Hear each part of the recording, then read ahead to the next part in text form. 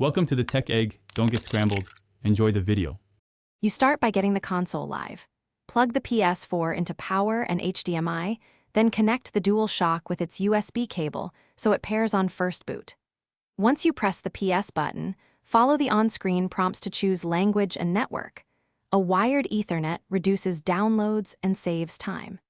Make sure you have your PlayStation Network account details ready so you can sign in or create one. Doing that now lets you access updates and games without delay. Once signed in, you should prioritize a system update.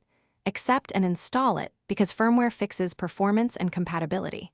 You can use Ethernet to speed the download, and while that runs, head to Settings to manage storage.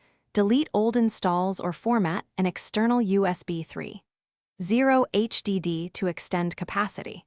Make sure you enable auto-downloads for future updates and backups. This maintains stability and means you won't interrupt gameplay for routine patches later on. Finally, pair any extra controllers and assign the console as your primary PS4 so purchases and remote downloads work seamlessly. Install games either from disk or the library, prioritizing the ones you'll play first to avoid long waits. If you encounter freezes or slow behavior, reboot into safe mode by holding the power button for about 7 seconds, then choose Rebuild Database. That clears corrupted indices without deleting saves, which resolves most common issues quickly. Thanks for watching. Consider subscribing if I helped unscramble your problems.